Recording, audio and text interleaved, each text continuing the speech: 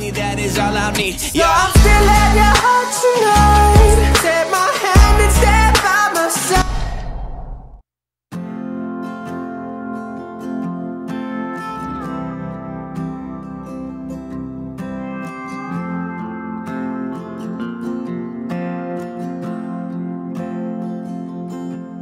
रात की तारीकियों में हम एक दूसरे को पुकारते हैं। रात की तारीकियों में हम चिल्लाते हैं, फरियाद करते हैं और मौत का साया हमारे सामने होता है। उसके स्याह बाजू हम पर छाए होते हैं और उसका खौफनाक हाथ हमारी रूहों को जहन्नम की तरफ घसीटता है, लेकिन उसकी आतिशी निगाहें दूर उफक पर जमी होती हैं। रात की तारीकियों में मौत गर्म रफ्तार होती है और हम खौफ व दहशत से आहोजारी करते उसके पीछे पीछे चलते हैं। हम में कोई नहीं होता जो ठहर सके या जिसके दिल में ठहरने की आरजू हो। रात की तारीकियों में मौत हमारे आगे आगे होती है और हम उसके पीछे पीछे। जब कभी वो पलट कर देखती है, हम में से हजारों सड़क के किनारे गिर पड़ते हैं और जो गिर जाता है वो ऐसा होता है कि फिर कभी नहीं उठता, और जो नहीं गिरता वो अपने इरादों के खिलाफ चलता रहता है, ये जानते हुए कि वो गिरेगा और सोने वालों के साथ सोएगा। लेकिन मौत वो दूर उफक पर निगाहें जमाए चलती रहती है। रात की तारीकियों में भाई अपने भाई को, बाप अपने बेटों को और माँ अपने बच्चे को पुकारती है, और हम सब के सब भूखे प्यासे और थके मांदे होते हैं। लेकिन मौत ना भूखी होती है ना प्यासी, इसलिए कि उसकी ग़िज़ा का सामान हमारी रूह और जिस्म और उसकी प्यास का सामान हमारे आंसू और खून है।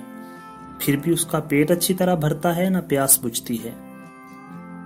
रात के इब्तदाई हिस्से में बच्चा माँ को पुकार कर कहता है, अम्मा मुझे भूख लग रही है, और माँ जवाब देती है, बेटा थोड़ी देर सब्र कर। आधी रात को बच्चा फिर माँ को आवाज देता है, अम्मा मैं भूखा हूं, मुझे रोटी खिला दो। और वो जवाब में कहती है, बेटा मेरे पास रोटी नहीं है। पिछली रात को मौत माँ और उसके बच्चे के पास से गुजरती है और अपने हाथों से उनको थपकी देती है। वो सड़क के किनारे सो जाते हैं, लेकिन मौत दूर उफक पर निगाहें जमाए चलती रहती है। सुबह को मर्द रिज़्क की तलाश में खेत की तरफ जाता है, लेकिन वहां खाक और पत्थर के सिवा कुछ नहीं पाता। दोपहर को वो थका मांदा खाली हाथ अपने बीवी बच्चों के पास आ जाता है, और जब शाम होती है तो मौत मर्द और उसके बीवी बच्चों के पास से गुजरती है और उन्हें सोता हुआ देखकर खुश होती है, और फिर दूर उफक पर निगाहें जमाए चली जाती है। सुबह को किसान अपनी झोंपड़ी से निकलता है और अपनी माँ बहनों का गहना लेकर शहर में जाता है कि उसे फरोख्त करके गंदम खरीदे। लेकिन जब दोपहर को वो ऐसी हालत में कि उसके पास सामान खुर्दो नोश होता है ना गहना, अपने गांव वापस आता है तो देखता है कि माँ बेटियां सो रही हैं, मगर उनकी निगाहें एक महूम नुक्ते पर जमी हैं, उस परिंदे की तरह जिसे सयाद के तीर ने गिरा लिया हो। वो अपने बाजू कभी आसमान की तरफ उठाता है, कभी जमीन की तरफ गिराता है। शाम को मौत किसान और उसकी माँ बहनों के पास से गुजरती है और उन्हें सोता देखकर मुस्कुराती है, फिर दूर उफक पर निगाहें जमाए चली जाती है। रात की तारीकियों में, और रात की तारीकियों की कोई हद नहीं है। ए रोशनी में चलने फिरने वालों, हम तुम्हें पुकारते हैं, लेकिन क्या तुम हमारी पुकार सुनते हो? हमने अपने मुर्दों की रूहों को पैगाम्बर बनाकर तुम्हारे पास भेजा, लेकिन जो कुछ उन्होंने कहा क्या वो तुम्हारे दिमागों में महफूज है? हमने मशरकी हवाओं को अपने अनफास से गिराबार किया, लेकिन क्या वो हवाएं तुम्हारे दूर दराज साहिलों तक पहुंची और उन्होंने अपना भारी बोझ तुम्हारे सामने रखा?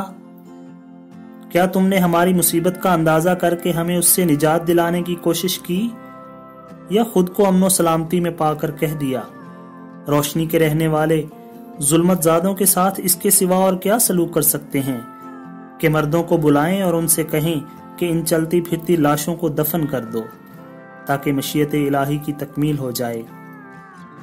लेकिन क्या तुम अपने तई मौजूदा सतह से बुलंद नहीं कर सकते ताकि खुदा तुमको अपनी मशीयत बना ले और तुम हमारे मुआवन मददगार हो जाओ?